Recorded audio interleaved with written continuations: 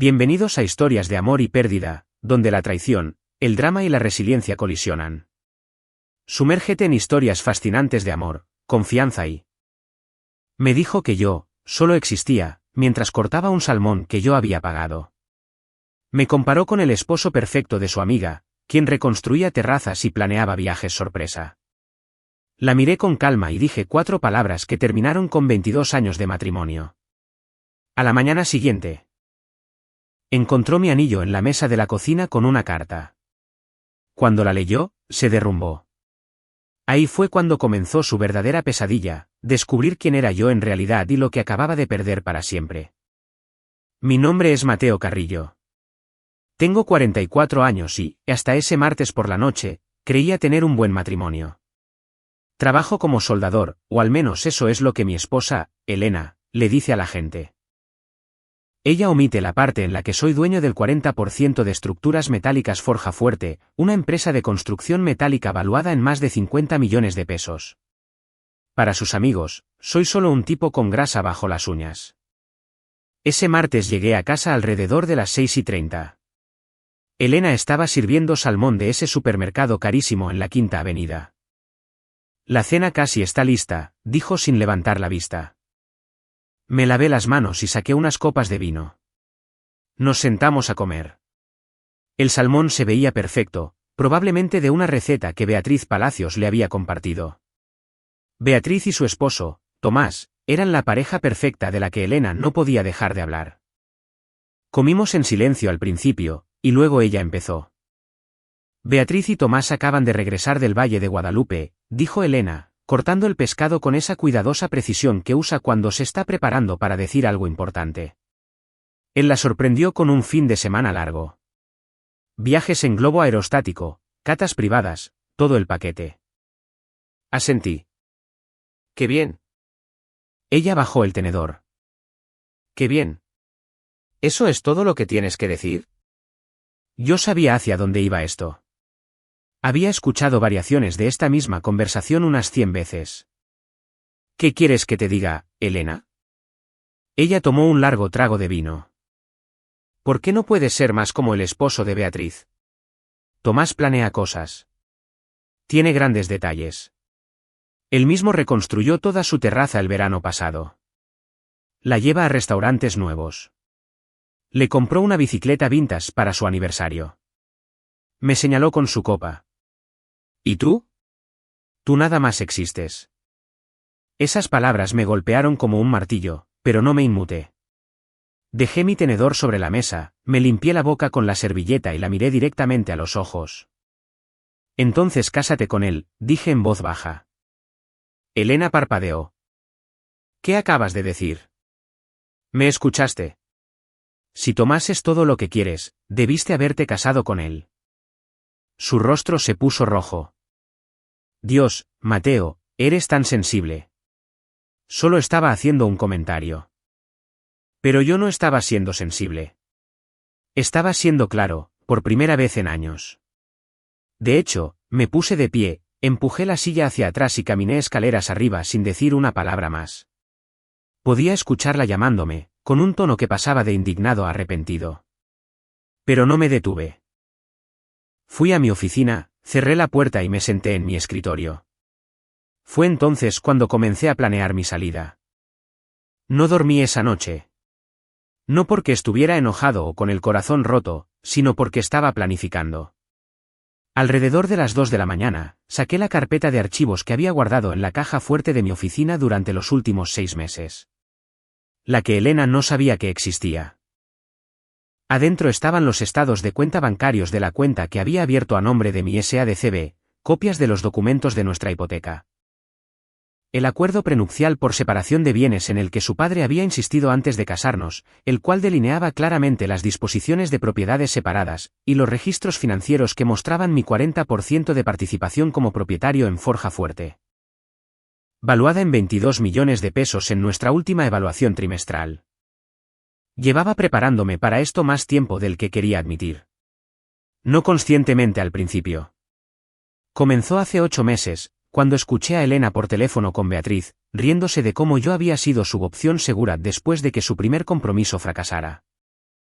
Tomás es emocionante, había dicho. Pero Mateo es confiable. Él no va a ir a ninguna parte. Se equivocó en esa última parte. A las 4:30 de la mañana, escribí la carta. No fue larga. Solo hechos expuestos de forma clara y sencilla. Elena, te he escuchado compararme con otros hombres durante años. Lo excusé como estrés, como bromas, como un desahogo inofensivo. Pero anoche, cuando dijiste que, solo existo. Algo me quedó claro. Existir no es lo que duele. Lo que duele es darme cuenta de que eso es todo lo que se me ha permitido hacer contigo. Ya me cansé de existir bajo la sombra de otra persona. La casa es tuya por el prenupcial. He transferido mi mitad de los ahorros conjuntos a una cuenta separada. Lo cual es mi derecho legal. No me busques. No llames a mi familia. No estoy desaparecido. Simplemente, he terminado. No la firmé con amor ni con remordimientos, solo con mi nombre. A las 5:15, cargué mi camioneta con las 2 maletas de lona que había empacado la noche anterior. Ropa, documentos, el reloj de mi abuelo y los álbumes de fotos de antes de conocer a Elena. Todo lo demás se podía quedar. Volví a entrar a la casa por última vez. Todo estaba en silencio, excepto por el tic-tac del reloj de cocina que yo había instalado 3 años atrás, ese que Elena decía que era demasiado simple comparado con la antigüedad de Beatriz. Puse la carta en la barra de la cocina, justo donde ella ponía su café todas las mañanas durante la última década. Luego, hice algo que se sintió a la vez simbólico y definitivo. Me deslicé el anillo de bodas del dedo. Salió más fácil de lo que esperaba, dejando una pálida banda de piel que se desvanecería con el tiempo. Dejé el anillo encima del sobre. El metal captó la luz de debajo de la alacena que había encendido, brillando como un pequeño y frío ojo. Me quedé allí unos 30 segundos, esperando sentir algo. Arrepentimiento, tal vez tristeza. Pero todo lo que sentí fue alivio, como si un peso que había estado cargando durante años finalmente hubiera desaparecido. No azoté la puerta al salir. No dejé marcas de llantas en la entrada. Simplemente me fui, conduciendo hacia el oeste, hacia la propiedad que había comprado hacía 4 meses bajo la SADCB, una pequeña cabaña a 2 estados de distancia, de la cual Elena no tenía la menor idea de que existía. Detrás de mí, la casa permaneció a oscuras y en silencio. En unas horas, ella se despertaría. Caminaría arrastrando los pies hacia la cocina con esa bata de seda que usaba, alcanzaría una taza de café y vería el sobre. Vería el anillo. Y por primera vez en nuestro matrimonio, entendería que hay algunas decisiones que no se pueden revertir con discusiones ni disculpas. Algunas decisiones son, sencillamente, definitivas. Elena encontró la carta a las 6:45 de la mañana. Lo sé porque mi socio, Javier, me llamó a las 7:30 mientras yo cruzaba la frontera estatal hacia Nuevo León. Tu esposa acaba de llamar al taller, dijo Javier, con voz cautelosa. Te está buscando. Se escucha bastante alterada. ¿Qué le dijiste? Pregunté, manteniendo la vista en el camino. Que te tomaste un tiempo libre personal. No especifiqué por cuánto tiempo. Me pidió tu número de celular y le dije que ella ya lo tenía. Gracias, Javier. Mateo, ¿estás bien? ¿Necesitas algo? Estoy bien. De hecho, mejor de lo que he estado en años. Escucha, estaré incomunicado por un tiempo, pero me mantendré al tanto del contrato del hospital de forma remota. Envíame un correo si surge algo urgente. Hubo una pausa. Cuídate mucho, hermano. Colgué y apagué mi teléfono. No en modo avión, lo apagué por completo. Luego saqué la tarjeta SIM, la partí por la mitad y la tiré por la ventana en la siguiente parada de descanso. La cabaña que había comprado estaba en la Sierra Madre. 40 acres de nada más que pinos y silencio. La había adquirido a través de la empresa hacía 4 meses, después de que Elena se pasara todo un fin de semana presumiendo la casa del lago que Beatriz y Tomás estaban construyendo. Mientras ella fantaseaba con cubiertas de granito y muelles para botes, yo había estado asegurando mi salida. Llegué justo al mediodía. La cabaña era pequeña, tal vez unos 75 metros cuadrados, pero tenía todo lo que necesitaba: agua corriente, electricidad, una estufa de leña, y lo más importante, 0 recuerdos de la voz de Elena diciéndome que yo no era suficiente. Descargué mi camioneta y pasé la tarde acomodándome. Alrededor de las 4, caminé por la línea de la propiedad, revisando los postes de la cerca que había instalado durante mi última visita. El aire olía a pino y a tierra, limpio, de una manera que hacía que mis pulmones se sintieran más grandes. Mientras tanto, en nuestra casa perfectamente decorada que yo había pagado, Elena se estaba desmoronando. Lo sé porque mi hermana, Raquel, me había enviado un mensaje de texto antes de que yo destruyera mi teléfono. Elena me llamó llorando. Dijo que la dejaste. ¿Qué pasó? Respondí simplemente: me cansé de ser su plan de respaldo. Raquel no insistió. Conocía a Elena lo suficientemente bien. En la fiesta de cumpleaños de mi sobrino el mes pasado, había escuchado a Elena diciéndole a sus amigas que yo era confiable, pero no exactamente emocionante. Raquel me había apartado más tarde y me dijo: «Sabes que te mereces algo mejor que eso». En ese momento, Elena estaba llamando a todos nuestros conocidos. A mi madre, quien le dijo fríamente: «Si Mateo se fue, tuvo sus razones». A mis amigos del taller, que de repente no recordaban haberme visto. Incluso a mi contador, quien simplemente dijo: «No tengo libertad para discutir los asuntos del señor Carrillo». Cada puerta a la que llamaba se le cerraba en la cara. Para la noche, había pasado del pánico al cálculo frío. Intentó acceder a nuestra cuenta de cheques conjunta por internet, solo para descubrir que sus credenciales de inicio de sesión ya no funcionaban. Yo había llamado al banco 3 semanas antes y la había eliminado como titular. Totalmente legal, ya que la cuenta estaba originalmente a mi nombre y ella había sido agregada después. Condujo hasta el banco a la mañana siguiente.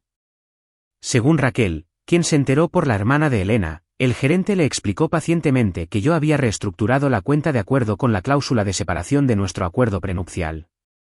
Su nombre había sido eliminado. Los ahorros conjuntos habían sido divididos en partes iguales, y la mitad correspondiente a ella se había depositado en una cuenta a su nombre exclusivamente. Pero yo no acepté separarme. Aparentemente, dijo Elena, con voz chillona. El acuerdo prenupcial no requiere consentimiento mutuo para la separación financiera, señora. Solo notificación, la cual se le envió por correo certificado hace 14 días hábiles. Esa carta había llegado a su oficina. Probablemente la tiró sin abrirla, asumiendo que era correo no deseado. Elena salió del banco y se sentó en su auto durante 20 minutos, teléfono en mano, mirando mi información de contacto que ahora no llevaba a ninguna parte. Fue entonces cuando la realidad empezó a golpearla. Yo no iba a regresar a pedir perdón. No me estaba escondiendo en la casa de un amigo, esperando a que ella se calmara. Me había ido. Y lo había planeado todo paso a paso, mientras ella estaba ocupada comparándome con Tomás Palacios. 3 días después de que me fui, Elena descubrió la primera grieta real en su vida cuidadosamente construida. Intentó usar su tarjeta de crédito en ese supermercado exclusivo en la Quinta Avenida, donde siempre compraba salmón orgánico y vino importado. La tarjeta fue declinada. Lo intentó de nuevo, pensando que era un error. Declinada. En casa, inició sesión en el portal de tarjetas de crédito y se quedó mirando la pantalla, cuenta cerrada por el titular principal. Yo la había cancelado 2 semanas antes de nuestra última cena. La tarjeta estaba a mi nombre y ella era una usuaria autorizada. Una llamada telefónica fue todo lo que tomó eliminarla. Sacó su tarjeta de respaldo. El mismo resultado. Había cerrado las 4 cuentas de crédito que técnicamente eran mías. Esas que yo pagaba mes con mes mientras ella acumulaba cargos en boutiques y spas. La única tarjeta que funcionaba era la que estaba a su nombre únicamente. La que tenía un límite de 50,000 pesos y un saldo de 47,000 pesos. Elena llamó a su madre, con voz temblorosa. Me ha cortado de todo. Las cuentas bancarias, las tarjetas de crédito, todo. Su madre, a quien nunca le agradé particularmente pero que me toleraba porque yo era estable, dijo algo que hizo que Elena se quedara callada. Lo supe después por Raquel. Bueno, querida, eran sus cuentas. ¿Qué esperabas? Pasaste años diciéndole a todo el mundo que solo era un soldador. ¿Pensaste que seguiría financiando tu estilo de vida después de que lo empujaste a irse? Esa tarde, Elena hizo algo que debió haber hecho años atrás. Fue a mi taller. Estructuras Metálicas Forja Fuerte ocupaba un terreno de 3 acres en la zona industrial de la ciudad, con 2 edificios enormes y equipo valuado en millones. Nunca lo había visitado en todos nuestros años de matrimonio. Está sucio, había dicho una vez. ¿Por qué querría ir a verte llenarte de grasa? Ahora estaba de pie en el estacionamiento, mirando el letrero, Estructuras Metálicas Forja Fuerte. Soluciones metálicas a medida. Propietarios, M. Carrillo y J. Pérez. Propietarios, no empleados. Propietarios. Javier la vio a través de la ventana de la oficina y salió limpiándose las manos con un trapo. Elena. Necesito hablar con Mateo, dijo, tratando de sonar autoritaria. No está aquí. ¿Cuándo regresará? Javier la miró con algo parecido a la lástima. Ha tomado una licencia prolongada. Asuntos personales. Este es un asunto personal. Soy su esposa. Señora, no puedo ayudarle. Si quiere discutir de negocios, tendrá que contactar al abogado de la empresa. ¿Negocios? No me importan los negocios. Necesito encontrar a mi esposo. La expresión de Javier se endureció un poco. Entonces realmente no puedo ayudarle. La vida personal de Mateo es asunto suyo.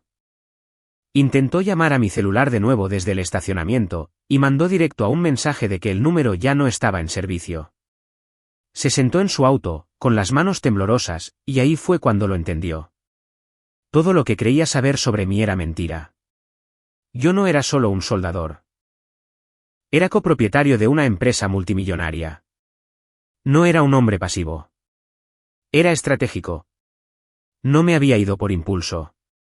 Había planeado esto durante meses, tal vez más tiempo, mientras ella estaba ocupada midiéndome contra la perfección imaginaria de Tomás Palacios. Esa noche, llamó a Beatriz. Necesitaba que alguien validara sus sentimientos, que le dijera que yo estaba siendo irracional, que los hombres como yo no se alejaban así nada más de 22 años de matrimonio. Simplemente se fue, dijo Elena, con la voz quebrada. Ni siquiera intentó arreglar las cosas. Después de todo lo que he hecho por él. Hubo una pausa en la línea del lado de Beatriz.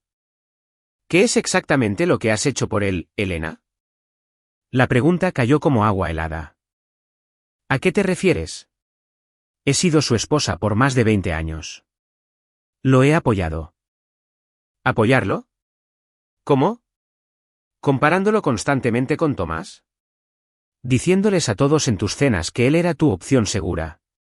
¿Haciéndolos sentir inferior cada que tenías oportunidad?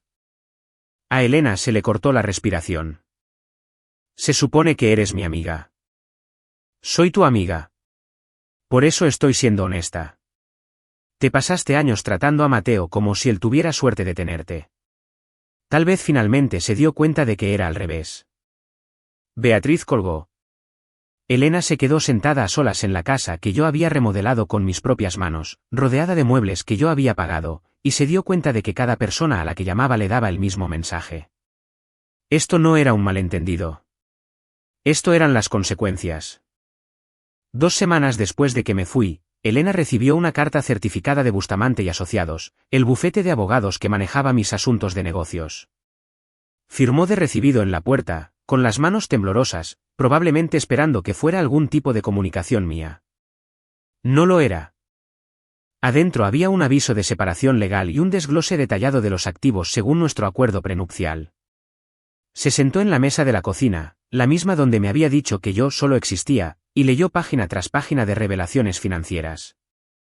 Mi participación del 40% en Forja Fuerte, valuada en 22.4 millones de pesos. Un fondo fiduciario de mi abuela que se activaba tras la disolución del matrimonio, 6 millones de pesos. 3 propiedades de alquiler que había comprado a través de la empresa en los últimos 8 años, con un valor combinado de 10 millones de pesos.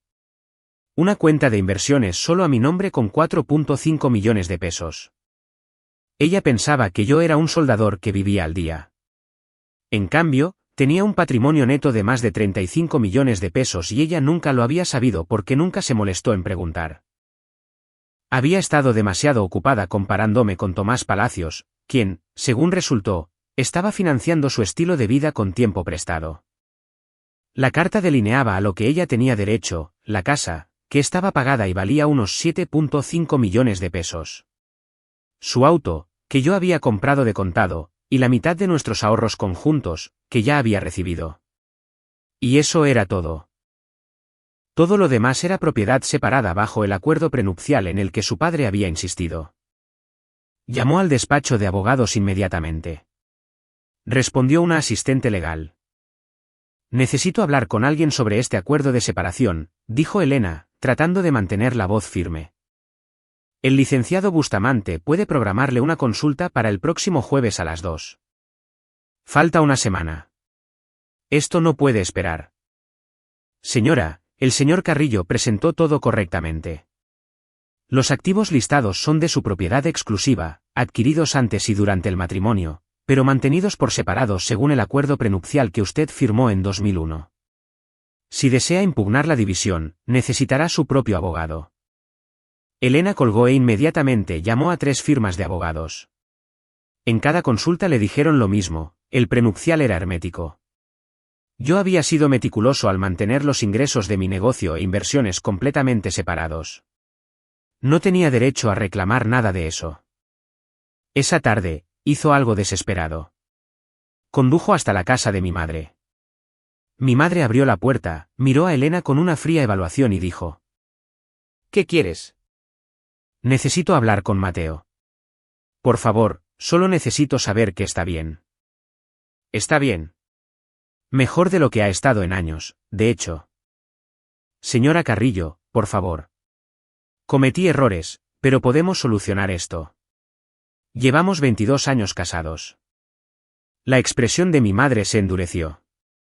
Pasaste esos 22 años haciendo sentir a mi hijo que no era lo suficientemente bueno. Te vi destrozarlo poco a poco, comentario tras comentario. Venía a las cenas de los domingos y apenas decía una palabra, porque te habías pasado toda la semana diciéndole que era menos que todos los demás. Los ojos de Elena se llenaron de lágrimas. Nunca quise lastimarlo. Querer hacerlo y hacerlo son dos cosas diferentes. Lo lastimaste de todos modos. Y ahora, ya se cansó de que lo lastimen. Y francamente, no lo culpo. Mi madre dio un paso atrás. No vuelvas a venir aquí.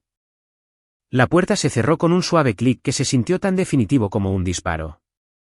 Elena se sentó en su auto afuera de la casa de mi madre y lloró por primera vez desde que me había ido. No porque me extrañara, sino porque finalmente estaba entendiendo lo que había perdido. No solo a un esposo, sino a un hombre que había construido un imperio en silencio, mientras ella se burlaba de su ropa de trabajo. 3 semanas después de mi desaparición, el mundo cuidadosamente construido de Elena se derrumbó por completo. Comenzó con una llamada telefónica de Beatriz, cuya voz sonaba tensa y desconocida. Elena, necesito decirte algo antes de que lo escuches de alguien más. ¿Qué pasa? Tomás y yo nos vamos a separar. Vamos a vender la casa. Elena sintió las palabras como un golpe físico. ¿Qué? Pero ustedes son perfectos juntos. Acaban de regresar del Valle de Guadalupe. Estaban remodelando. Estábamos fingiendo, interrumpió Beatriz, con la voz quebrada. ¿Todo? El viaje al valle lo pagó Tomás refinanciando nuestra hipoteca. De la terraza que construyó, le debemos 700,000 pesos a contratistas porque no pudo terminarla él mismo y tuvo que contratar gente. La bicicleta Vintage la compró con una tarjeta de crédito que no podemos pagar. La boca de Elena se secó. No entiendo. Tomás ha estado viviendo por encima de nuestros medios durante años, tratando de mantener esta imagen.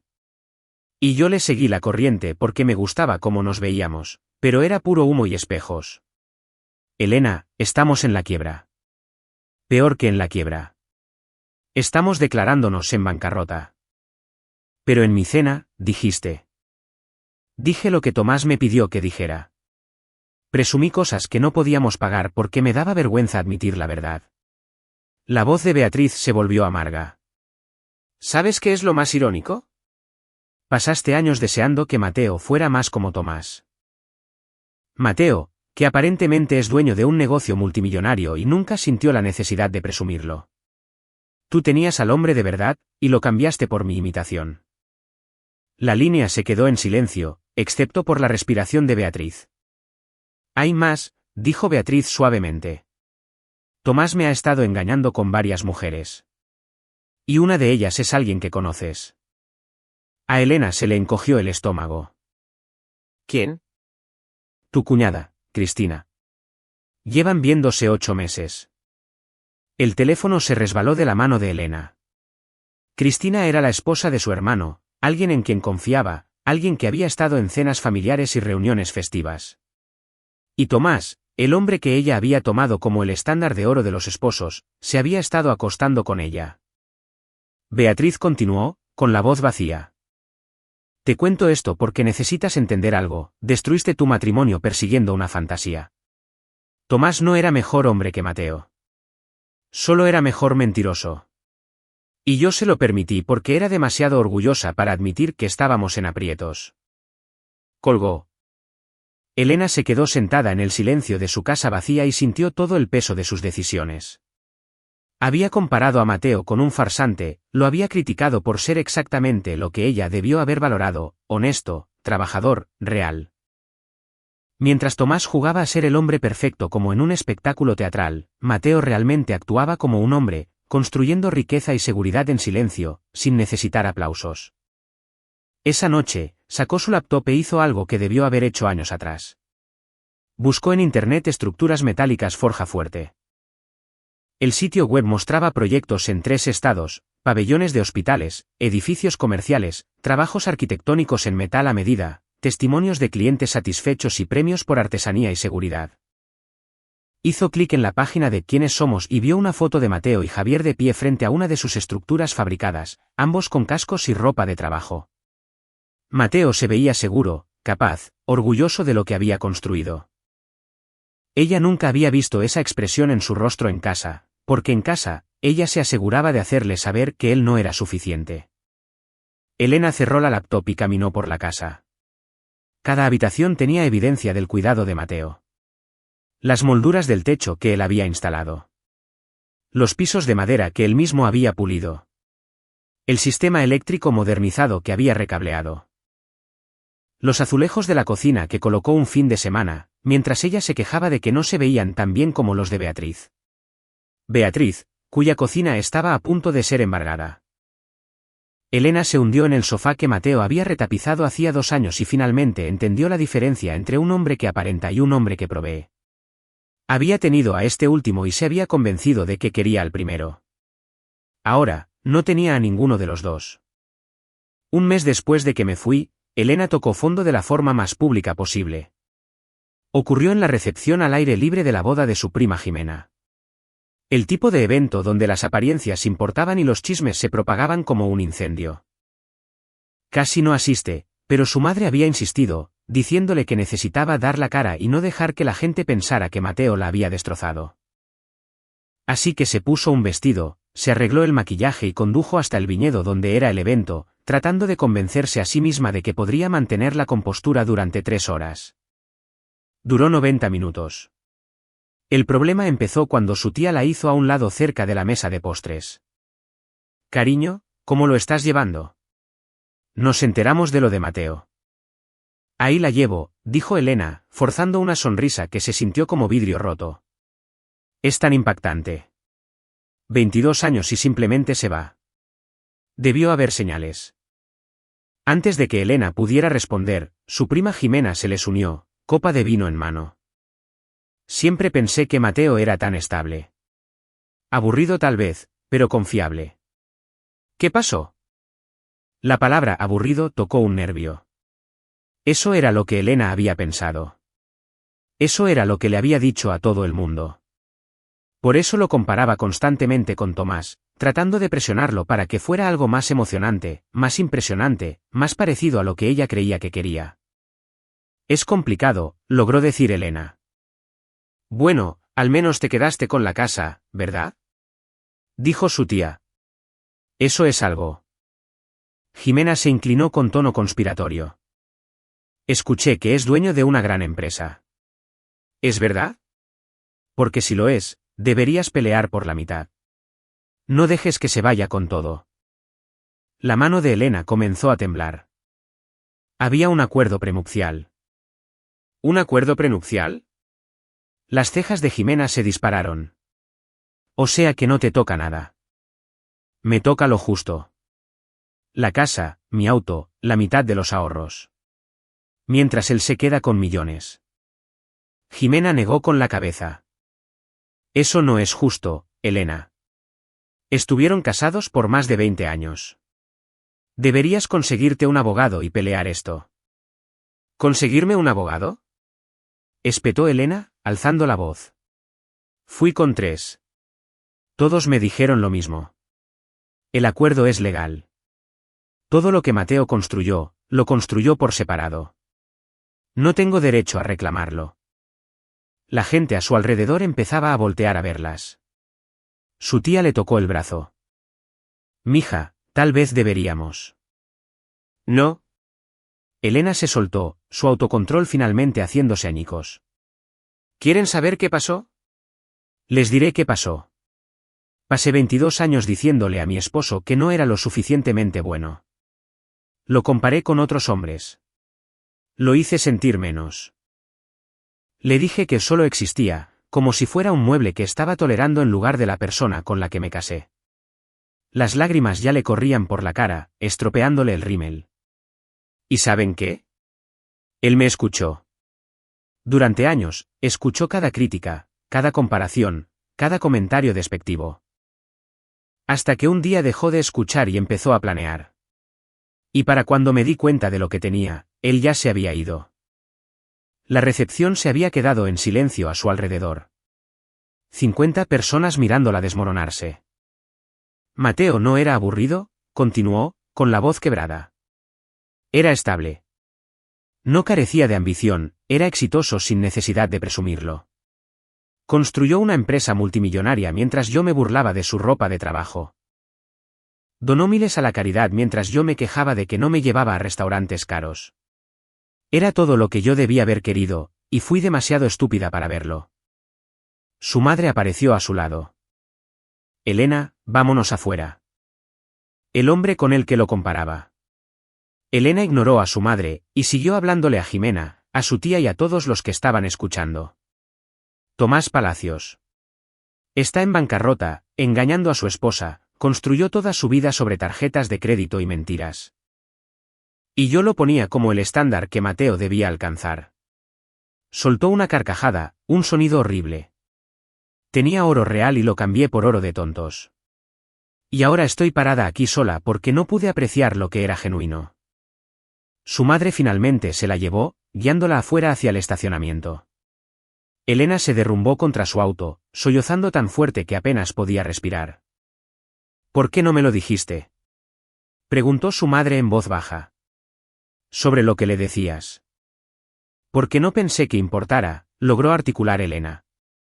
Pensé que él siempre estaría ahí, que yo podía decirle lo que quisiera y él simplemente lo aguantaría, porque eso es lo que siempre hacía. Ay, mija. La voz de su madre era triste, pero no comprensiva. Todo el mundo tiene un punto de quiebre. Solo que nunca pensaste que encontrarías el de él. Adentro en la recepción, el chisme ya se estaba esparciendo. Para la mañana siguiente, la mitad de su círculo social sabría la verdad. A Elena no la habían abandonado, ella misma había ahuyentado a un buen hombre tras años de desprecio. Y ahora, estaba pagando el precio. 2 meses después de haber dejado a Elena, estaba sentado en el porche de mi cabaña viendo el atardecer sobre las montañas cuando me llamó Javier. Tengo una propuesta de negocios para ti, dijo sin preámbulos. Te escucho. El proyecto del hospital terminó por debajo del presupuesto y antes de tiempo. La administradora quedó tan impresionada que nos recomendó con 2 instalaciones médicas más que buscan trabajo en metal a medida. Estamos hablando de contratos con un valor combinado de más de 35 millones de pesos. Me recosté en la silla, con una cerveza en la mano y nada más que silencio a mi alrededor. Son buenas noticias. Es mejor que bueno. Es crecimiento. Pero necesitaremos expandir la capacidad. Tal vez contratar a otro soldador, invertir en equipo nuevo. Hizo una pausa. Sé que estás en licencia personal, pero necesito saber si sigues en esto. Sigo en esto, Javier. Siempre lo he estado. Los temas personales no cambian el negocio. Bien, porque te respaldo en ambos frentes. Su voz se suavizó. ¿Cómo te va por allá? Mejor que en años. Estoy trabajando con mis manos otra vez, arreglando este lugar. Nadie diciéndome que no soy suficiente. Solo yo, el bosque y pura paz. ¿Estás saliendo con alguien? Preguntó Javier con cautela. Sonreí. Aún no, pero no me opongo. Solo quiero asegurarme de que el divorcio finalice primero. Debería estar listo en unos 4 meses, una vez que pase el periodo de espera. Elena todavía sigue tratando de contactarte a través del abogado. Sí, quiere hablar. Explicarse. Arreglar las cosas. Le di un trago a mi cerveza. Pero no hay nada que arreglar. Algunas cosas, una vez que se rompen, se quedan rotas. Amén a eso. Javier cambió de tema. Escucha, te enviaré los contratos digitalmente. Revísalos cuando puedas. Mateo. Me alegro de que hayas salido de ahí. La vida es demasiado corta para pasarla con alguien que no ve lo que vales. Después de colgar, me quedé sentado pensando en el valor. Durante 22 años, dejé que Elena definiera mi valor. Dejé que sus comparaciones y críticas moldearan cómo me veía a mí mismo. No conscientemente, pero sucedió de todos modos.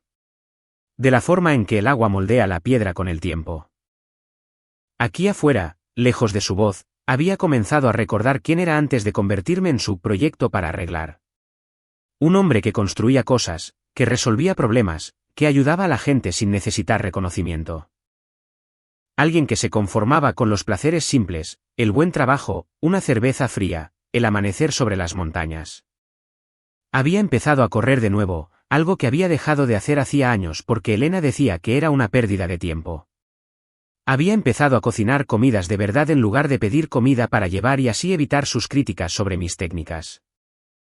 Incluso había vuelto a hacer bocetos, diseños rústicos para proyectos de metal, algo que solía encantarme antes de que ella lo desestimara como un pasatiempo tonto. Lentamente, estaba volviendo a ser yo mismo. Una semana después, manejé al pueblo por provisiones. La pequeña comunidad en Chihuahua me conocía como el tipo callado que había comprado la vieja propiedad de los García y la estaba arreglando. No conocían mi historia ni les importaba mi matrimonio fracasado. Para ellos, yo era solo Mateo, el hombre que ayudó a don Teodoro a reemplazar los postes de su cerca y que le enseñó a soldar al hijo del dueño de la ferretería. En la cafetería, me senté en la barra y pedí un café. La mesera, una mujer de mi edad llamada Sara, sonrió cuando me lo sirvió. ¿Cómo va la cabaña? Ahí la llevo. Ayer cambié las tablas del porche. Sigue el techo. Eres muy hábil para eso. Me rellenó la taza. La mayoría de la gente contrataría a alguien. Me gusta trabajar con las manos. Me mantiene centrado. Me estudió por un momento. No eres de por aquí, ¿verdad? De nuevo León. Necesitaba un cambio de paisaje. Sara asintió como si lo entendiera. Bueno, Chihuahua es un buen lugar para los nuevos comienzos. Yo llegué aquí hace 5 años después de mi divorcio. No he mirado atrás desde entonces. Platicamos unos minutos más antes de que otros clientes necesitaran su atención. No fue un coqueteo exactamente, solo 2 personas que habían sobrevivido cosas difíciles y reconocían algo familiar en el otro. Cuando me fui, había escrito su número en el ticket. Si alguna vez necesitas ayuda con algo en la propiedad o solo quieres tomar un café que no sea de la cafetería. Me guardé el recibo en el bolsillo y manejé de regreso a la cabaña con un sentimiento que no había experimentado en años, posibilidad. No solo para el romance, aunque tal vez eso llegaría, sino la posibilidad de una vida donde no fuera medido ni considerado insuficiente de manera constante. Donde simplemente pudiera ser, sin disculpas ni explicaciones. 4 meses después de que me fui, el divorcio se concretó. Firmé los papeles en una notaría en un pequeño pueblo de Chihuahua, mi abogado manejó todo a distancia. Elena se quedó con la casa, su auto y la mitad de los ahorros conjuntos, tal como indicaba el acuerdo prenupcial. Yo me quedé con todo lo que había construido por mi cuenta. Limpio, legal, definitivo. Esa misma semana, Javier me convenció de volar de regreso a Monterrey para firmar los nuevos contratos del hospital en persona. Los clientes quieren conocer al copropietario, dijo. Demuestra compromiso. Acepté. Reservé un hotel cerca del taller, planeando quedarme 3 días máximo. No tenía ninguna intención de acercarme a mi antiguo vecindario ni de buscar a nadie de mi vida pasada. Pero el destino tenía otros planes. Estaba en una cafetería cerca de la zona industrial revisando las especificaciones del contrato en mi laptop cuando escuché una voz conocida. Mateo. Levanté la vista. Beatriz Palacios estaba parada ahí, viéndose más delgada de lo que recordaba. Líneas de estrés se marcaban alrededor de sus ojos. Estaba sola. Ni rastro de Tomás. Beatriz, reconocí, manteniendo un tono neutral. ¿Me puedo sentar? Solo un minuto. Le señalé la silla vacía. Se sentó lentamente, agarrando su bolso como si fuera un escudo. Escuché que habías vuelto a la ciudad. Javier se lo comentó a alguien que se lo dijo a alguien más. Intentó una sonrisa que no le llegó a los ojos. El mundo es un pañuelo. Pueblo chico, corregí. Solo estoy aquí por negocios. Me voy mañana. Claro. Por supuesto. Miró hacia sus manos. Mateo, te debo una disculpa. Una muy grande. Esperé. No se lo iba a hacer más fácil. Yo sabía lo que estaba haciendo Elena. Las comparaciones, la crítica constante. Y yo le seguí el juego. Le hablaba de las cosas que hacía Tomás, sabiendo que las usaría en tu contra. Pensé que eran charlas inofensivas entre amigas. No me di cuenta de que le estaba ayudando a destruir su matrimonio. Las cosas de Tomás, dije con cuidado. Las que hacía con tarjetas de crédito que no podía pagar. Beatriz se encogió. Sí, esas cosas. Perdimos la casa el mes pasado. Nos declaramos en bancarrota. El divorcio será definitivo en 6 semanas. Me miró directamente. Todo lo que hice que Elena envidiara era mentira, Mateo. Y lo siento más de lo que jamás sabrás. Agradezco la disculpa, le dije, pero eso no cambia nada. Elena tomó sus propias decisiones. Tú pudiste haber influido en ella, pero fue ella quien decidió que yo no era suficiente. Ahora ya lo sabe. Está devastada. Cerré mi laptop. Beatriz, voy a ser directo contigo. No me importa si Elena está devastada. Pasé 22 años sintiéndome inadecuado. No me interesan sus arrepentimientos, ni su viaje de crecimiento personal, ni la revelación que haya tenido. Ya terminé con eso. ¿Quiere verte? Para disculparse. Dile que la disculpa no es necesaria. Dile que espero que encuentre lo que sea que esté buscando, pero dile que yo no seré parte de eso. Me puse de pie, recogiendo mis cosas. Cuídate, Beatriz. Y tal vez, en tu próximo matrimonio, constrúyelo sobre la verdad en lugar del espectáculo. La dejé sentada ahí y no miré atrás.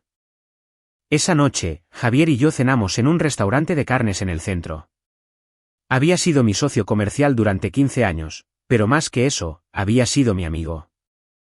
¿Cómo te sientes?, preguntó después de pedir. Aliviado. El divorcio ya está hecho. Los contratos están firmados y mañana vuelo de regreso a Chihuahua. Todo está en orden. ¿En serio te vas a quedar a vivir allá? Tal vez de forma permanente. Dejé la cabaña muy bonita. Tengo el negocio funcionando sin problemas contigo aquí, y tengo paz.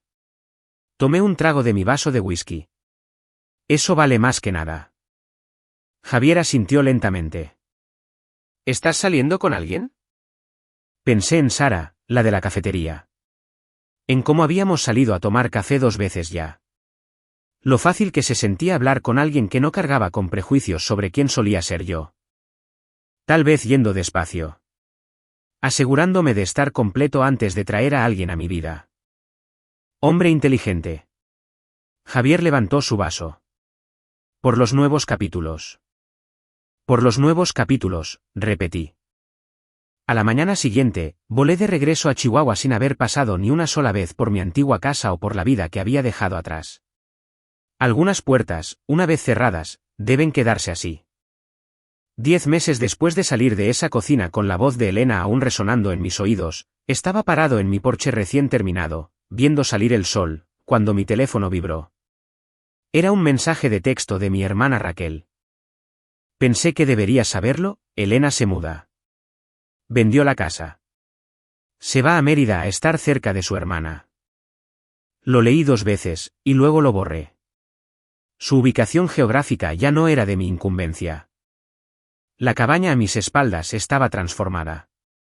Techo nuevo, instalación eléctrica moderna, pisos pulidos, cocina renovada. Yo había hecho la mayor parte del trabajo. Al igual que había hecho todo en la casa que Elena acababa de vender. Pero esta vez, cada clavo que martillé y cada tabla que coloqué, fue solo para mí. La camioneta de Sara subió por la entrada a eso de las 8. Se bajó llevando una caja de pan dulce de la panadería del pueblo, con una sonrisa fácil y genuina. «Buenos días», gritó. Pensé que querrías desayunar antes de ir al lago. Llevábamos saliendo 3 meses. Nada apresurado, nada forzado. Solo 2 personas que habían sobrevivido a malos matrimonios, aprendiendo a confiar de nuevo. Me estás malcriando, dije, dándole un beso en la mejilla. Reconstruiste toda mi terraza trasera gratis. Creo que unos cuernitos son lo menos que puedo hacer. Nos sentamos en el porche a comer pan dulce y a tomar café mientras las montañas se tornaban doradas con la luz de la mañana. Así era como se sentía la paz. No la ausencia de conflictos, sino la presencia de la plenitud. Ayer me llamó mi hija, dijo Sara. Quiere venir de visita para el Día de Acción de Gracias o en Navidad. Traerá a su esposo y a los niños. ¡Qué bien! Debes estar muy emocionada. Lo estoy. Pero quería consultarlo contigo primero. Sé que aún no hemos hecho eso de las presentaciones familiares. Dejé mi café y la miré. Sara, me encantaría conocer a tu familia cuando tú estés lista para eso. Su sonrisa se ensanchó. Ah, qué bueno. Porque creo que ya le hablé de ti. Pasamos el día en el lago, pescando, platicando y disfrutando de esa clase de compañía sencilla que no requiere actuaciones ni pretensiones. En el camino de regreso, Sara me hizo la pregunta que yo había estado esperando. ¿Alguna vez piensas en tu exesposa? A veces, admití. No extrañándola, solo procesándolo. 22 años es mucho tiempo. Una parte fue buena, antes de que se volviera mala. ¿Te arrepientes de haberte ido? Ni por un segundo. Me arrepiento de haberme quedado tanto tiempo. Debí haberme ido la primera vez que dejó claro que yo era su plan de respaldo, no su primera opción. Sara se acercó y me apretó la mano. Lo que ella perdió, yo lo gané. Esa noche, después de que Sara se fue a su casa, me paré en mi porche de nuevo. En algún lugar de Mérida, Elena también estaba comenzando de nuevo. Esperaba que aprendiera de lo que pasó. Esperaba que tratara mejor a la siguiente persona. Pero, más que nada, esperaba que encontrara la manera de estar conforme consigo misma en lugar de estar midiendo su vida constantemente contra la de los demás. En cuanto a mí, yo ya había encontrado lo que estaba buscando. No estaba en otra persona ni en otro lugar. Estaba en el simple acto de construir una vida que honrara a quien realmente yo era, en lugar de a quien alguien más quería que fuera. Saqué mi celular y miré una foto que Javier me había enviado temprano. El nuevo pabellón del hospital que habíamos fabricado, acero y cristal brillando contra el cielo azul. El nombre de nuestra empresa grabado en la primera piedra. Yo había construido eso, no por los aplausos ni el reconocimiento, sino porque era un buen trabajo bien hecho. De la misma manera en que había construido esta cabaña, esta propiedad, esta nueva vida. Y a diferencia del matrimonio que había dejado atrás, lo que estaba construyendo ahora, estaba edificado sobre tierra firme.